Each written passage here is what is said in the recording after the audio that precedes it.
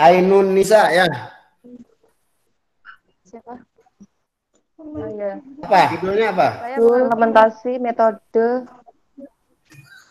pengajaran Ghorid membaca Al-Quran kelas 5 kayaknya di tahun Lupa tuh, itu 2019. aja udah lupa tuh. Berarti memang nggak ada. Implementasi pengajaran Ghorid atau muskilah. Ya, ya, Gimana, Pak? Saya ulangi lagi ya. ya Pak, implementasi metode pengajaran Ghorid atau muskilat membaca Al-Quran peserta didik kelas 5 MI Darul Ulum atas Ngalian Semarang tahun ajaran 2019-20. Ya. Gitu Pak. Iya, apa? Yang mau digarap itu apa? Eh, itu permasalahannya tuh ini kan metode pengajaran Ghorid itu kan kaidah tajwid yang menyimpang atau asing gitu ya Pak di apa di apa di kaidah tajwidnya itu kan terdiri 7 metode Ghorid itu. Nah, kebanyakan orang awam tuh asing gitu dengan bacaan-bacaan Ghorid itu.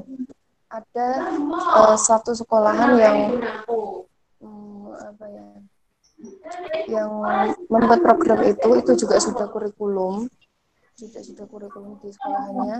Oke, yang mau ditelitinya titik di mana? Itu sudah jadi program di sekolahan itu ya Pak, tapi masih banyak anak-anak yang susah untuk menerapkannya gitu. Makanya saya ambil ini. Nah, itu mau memaksakan atau memang mau membaca? Eh, kalau penelitian saya tuh saya hanya mengambil metode observasi, wawancara sama apa dokumentasi. Enggak, Itu kan itu sudah kan mau diterapkan di dicobakan. Itu sudah berjalan apa mau dicobakan? itu sudah berjalan, itu skripsi saya yang waktu S1 Pak. Jadi saya Masih tuh mau berjalan nggak metode apa itu? ya, Metode lagi saya juga ingin kalau sekolahannya masih berjalan Pak. tapi hasilnya bagus apa tidak tuh? Kalau waktu saya teliti insulnya masih sama, masih belum ada peningkatan. Nah, berarti tidak bagus tuh metode itu. Eh? Iya. Iya, kalau nggak ada efek, nggak ada apa, nggak ada memberikan perbaikan, berarti apa ini tuh? Apa menariknya? Kok begitu saja? Nah, kecuali misalnya Anda akan cobakan baru, saya pakai di sini, terus ada peningkatan gitu, kayak PTK gitu. PTK itu kan di treatment dari tidak bisa atau tidak mampu menjadi mampu gitu. Ya Saya saya yang sebetulnya kedepannya juga inginnya seperti itu. Saya ingin meningkatkan bagaimana cara apa ya, maksudnya pembelajaran sejak dini ini saya mau terapkan metode pengajaran Ghorid itu kepada anak-anak. Nah, iya itu makanya harusnya dilakukan gitu. Jadi bukan cuma wawancara, apalagi sekedar membaca realitas, tapi dia harus menjadikan treatment atau mau uji metode, misalnya uji metode itu saya akan ini dari ketidaktuntasan sampai tuntas gitu. Pengennya kan begitu. Iya, iya Pak. Sudah dikirim nggak? Udah Pak. Sudah. Dari dulu Oh, udah udah. saya masuk ini ya? Udah saya bahas belum? Dulu kan hanya di pas waktu pertama kali masuk itu kan ditanyain judulnya, terus saya sudah itu mengasihkan judul itu. Setelah itu kan ada membuat apa itu ontologi, aksiologi itu apa, itu Udah. saya sudah kirim udah. Oke. Terus Deti sudah, Muhammad Harun sudah belum? Sudah mengirimkan, Pak. Udah saya bahas belum? Dulu dikoreksi sedikit. Waktu ya seperti kayak Mbak Ainun tadi, Oh, ya. waktu suruh ngumpulin sudah dikoreksi sedikit. Tapi sudah ngumpulin juga ya? Udah ya? Sudah, Pak. Oke.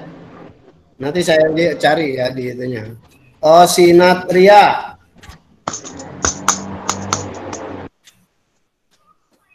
Ada? Mana? Belum masuk Pak kelihatannya Pak. Oh, belum masuk. Iya. Wildan. MN langsung deh ya belum masuk Pak. Osi.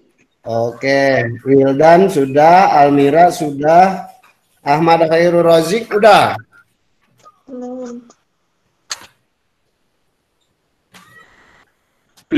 Belum Pak. Coba diklik moodnya, diklik. Ya. Apa mau apa? Oh sudah. Belum Pak, belum. Kemudian yang saya mau tanyakan gini Pak. Apa? Dulu kan S1 saya literatur tentang pendidikan karakter dalam kitab Ayu Hafal. Kalau dikembangkan tesis bisa apa tidak Pak? Nggak bisa. Apa sih yang nggak bisa? Ya pasti bisa. Tergantung sudah S2 itu semakin nambah gak ilmunya. Maka dia semakin nambah lagi gitu. Oh, apa kelemahan-kelemahan ketika S1 skripsimu apa? Sampai hari ini, oh ini loh jeleknya di sini. Tahu gak? Dulu tuh pas ditanya tentang tajwidnya itu belum paham Pak. Apanya? Itu loh, ada yang Pak siapa itu yang Edi Mantoro itu loh Pak. Pak siapa namanya? Hanif. Itu ditanya ini, ya Pak Hanif ya. Itu. Oh iya. Oh ada satu. Itu ditanya. Bukan ditanyanya. Oh skripsiku kelemahannya di sini. Setelah kuliah di Pasak menemukan yang baru ini loh gitu. Ada gak? Menemukan enggak? Terlalu Pak. Setelah saya baca.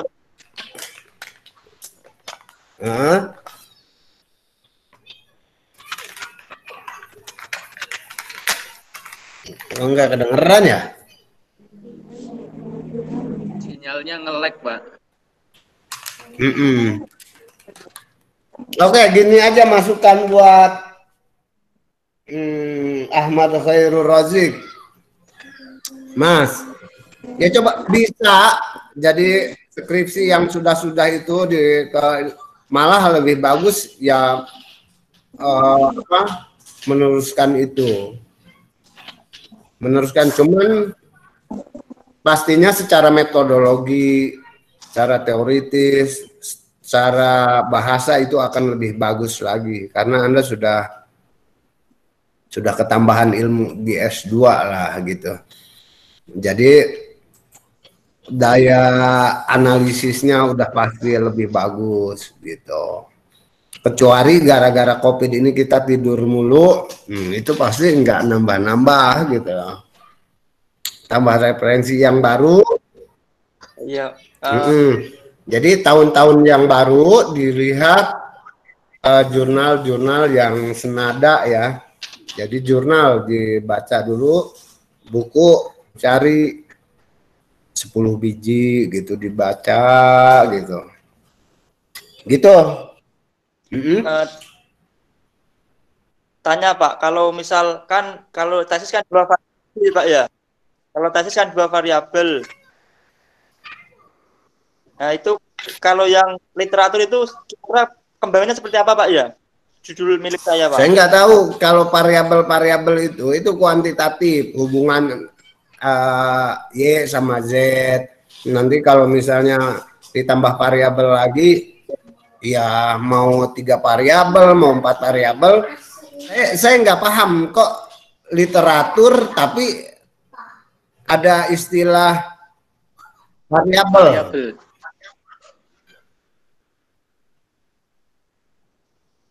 Oh itu yang berarti buat yang bukan literatur Pak ya. Kalau literatur berarti perkembangan saya lebih dalam lagi, lebih analitis gitu Pak, ditambah lagi gitu. Iya, makanya logikanya begini.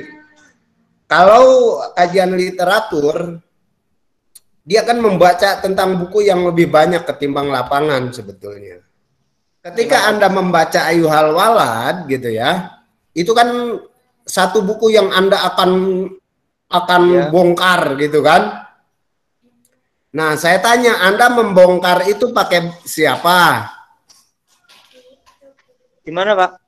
Anda mau membongkar Karya itu, karya Ya Ayyuhal Walad itu Anda hajar pakai teori apa?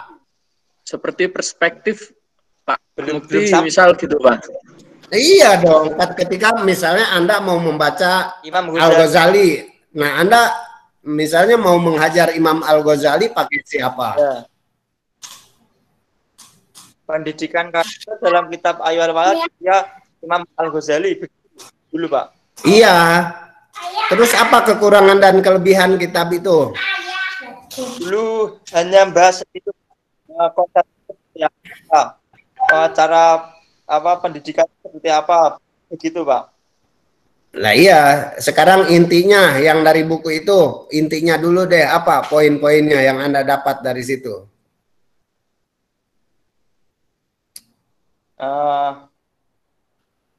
Ada beberapa konsepnya Pak, itu Pak. Dalam pengajaran. Belum tak buka lagi Pak.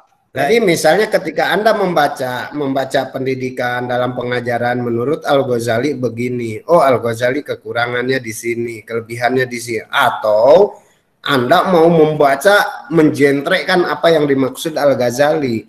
Orang tidak mungkin bisa menjentrekkan, menjelaskan ulang tentang pikiran Al-Ghazali kalau Anda tidak baca buku-buku yang lainnya. Gitu kan ceritanya kalau orang yang mau kajian literasi gitu, kajian loh kok kita mau membahas tentang tafsir Jalalain tapi kok alatnya aja enggak bisa gitu, nahu sorobnya enggak, ya jelas bohongnya gitu.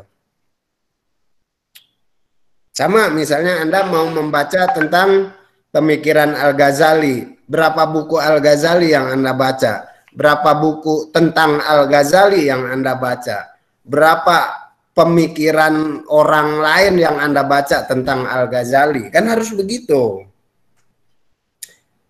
Makanya orang yang mengkaji tentang kitab, mengkaji tentang tafsir, itu bacaannya harus 7 kali lipat dari orang lapangan sebetulnya.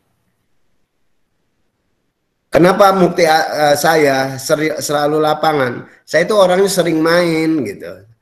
Jadi baca mah sedikit saja, tapi kalau orang pemikir-pemikir saja, tapi kalau orang pemikir-pemikir mendobrak pramuka Pak. Nah, iya, karena orang lapangan. Anak lapangan Pak. Iya, orang lapangan tuh baca teori yang mendukung, oh kok beda dengan di lapangan gitu loh.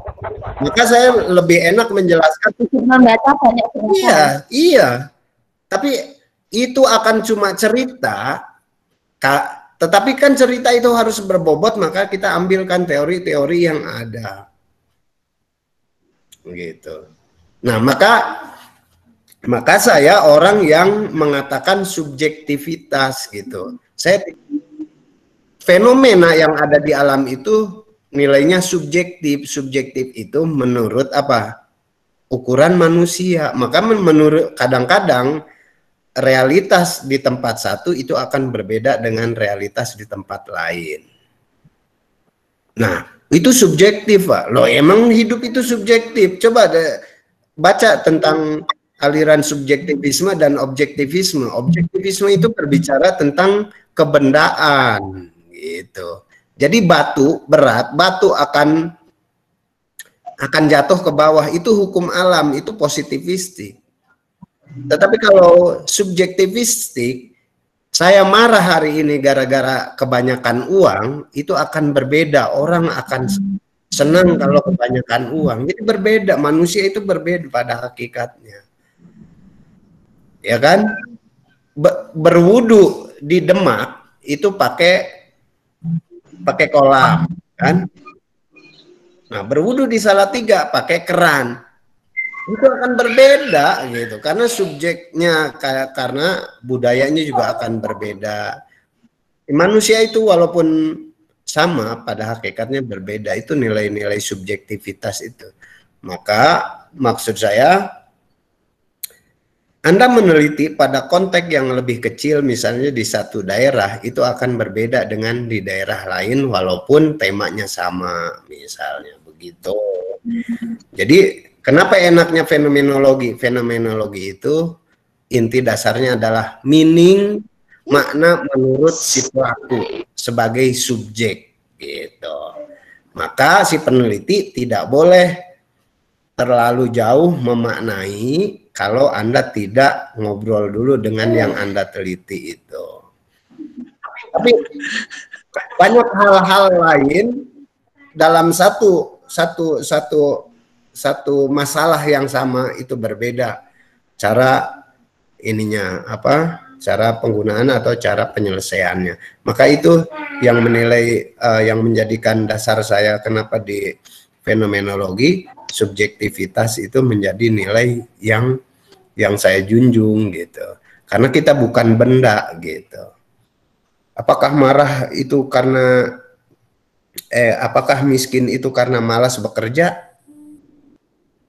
Tidak, kalau manusia tidak. Tapi apakah hujan itu karena apa? Karena mendung gitu. Itu bisa dipastikan. Iya. Tapi kalau Mukti Ali seneng karena punya uang, itu juga belum bisa objektif, itu masih subjek, karena akan berbeda dengan manusia yang lainnya.